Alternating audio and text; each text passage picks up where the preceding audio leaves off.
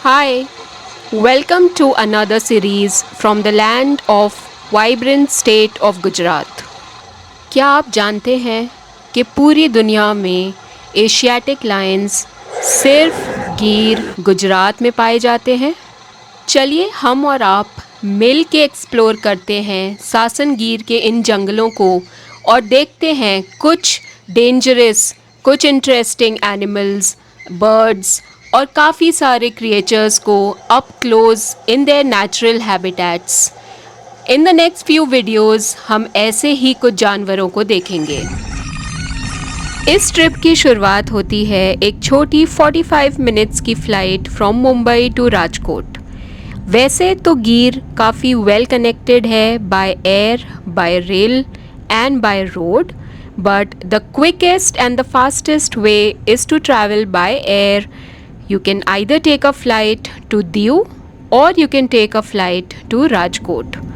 Distance from Diu to Gir is 105 kilometers and the distance from Rajkot to Gir is 162 kilometers. और आजकल दिसंबर 2024 के आखिर के दिनों में मुंबई में काफ़ी हाई AQI लेवल्स हैं, जिसके वजह से बाहर का नज़ारा थोड़ा हेज़ी दिख रहा है। बट ये हमने छोड़ा मुंबई शहर का लैंड और ये हम आ गए हैं अरेबियन सी के ऊपर अब उड़ान भरते हुए। एट प्रेजेंट राजकोट की एयर कनेक्टिविटी इंडिया में 6 जगहों पे है, which is new Delhi, Mumbai, Pune, Hyderabad, Bangalore and Goa.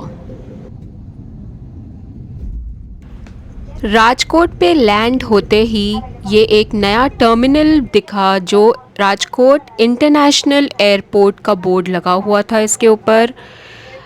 वैसे तो अभी सिर्फ डोमेस्टिक ऑपरेशंस ही चल रहे हैं, बट बहुत जल्द राजकोट इंटरनेशनल ऑपरेशंस भी स्टार्ट कर देगा।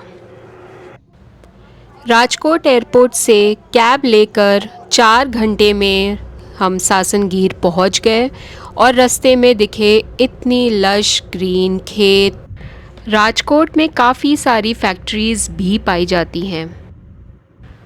और कुछ घंटों की कैब ड्राइव के बाद इन कच्चे पक्के रास्तों से गुज़रते हुए हम पहुंच गए अपने रिज़ॉर्ट, जो सासन गिर के गिर नेशनल पार्क में बफर जोन में आता है। रिज़ॉर्ट के सामने ही ये नदी बह रही थी और हम इसे एक्सप्लोर करेंगे कुछ देर में चेक इन करने के बाद। इस रिज़ॉर्ट का नाम है गिर लायन सफारी कैंप और ये काफ़ी ग्रीनरी से भरा हुआ था, तो बहुत अच्छा लगा इसके आसपास का एरिया देख के। अब देखते हैं कि जो हमें रूम एलोकेट हुआ है वो कैसा है। काफ़ी स्पेशियस रूम था और इसकी फैसिलिटीज़ एंड एमिनिटीज़ भी काफ़ी अच्छी थी। जो बाहर का एरिया था surrounding the room was quite full of greenery and nature. तो यहाँ पे सीटिंग एरिया भी है और फिर अंदर की तरफ काफ़ी बड़ा बाथ एरिया।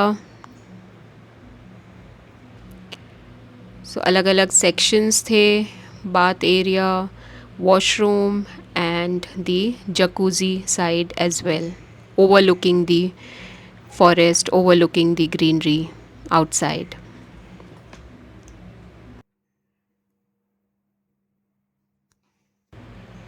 गुड, तो चलो अब जाते हैं बाहर और एक्सप्लोर करते हैं जो एरिया हमने बाहर देखा था।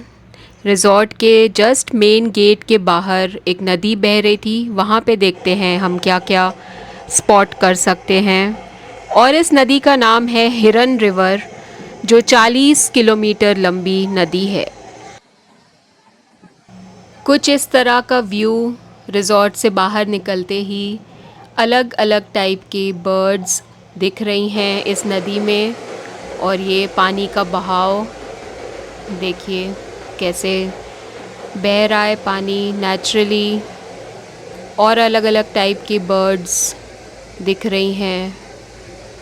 तो काफ़ी अच्छा लगा कि रिज़ॉर्ट के जस्ट बाहर 2 कदम लेते ही पूरा नेचर, पूरा नेचुरल सीन था।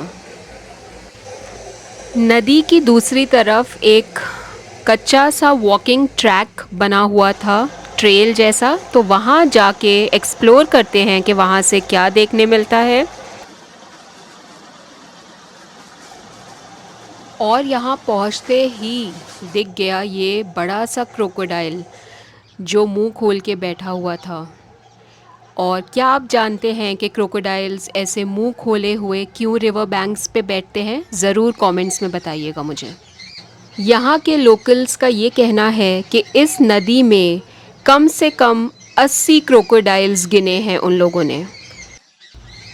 ये क्रोकोडाइल अब कुछ देर तक पानी में ऐसे ही तैरेगा और अपनी आँखें और नाक पानी के बाहर रखेगा कि कहीं उसे कोई शिकार दिख जाए तो वो फ़ौरन उसके पास पहुंच जाए।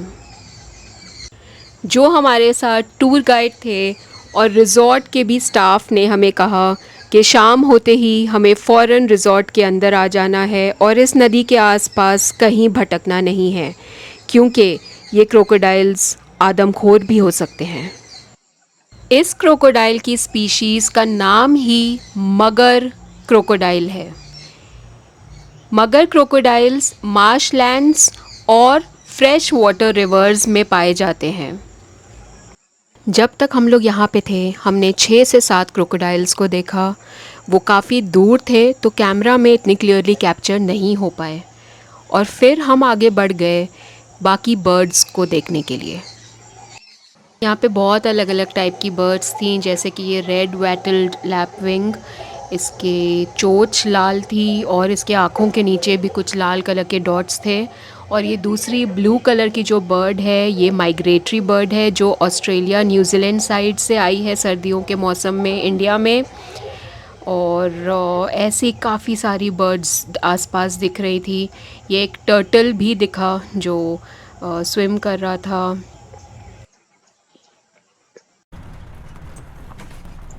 सुशासन गिर में पहला दिन कुछ इस तरह से गुज़रा और अगले दिन की शुरुआत होगी अर्ली मॉर्निंग सफारी से। देखते हैं हमें कल की सफारी में क्या कुछ देखने मिलता है।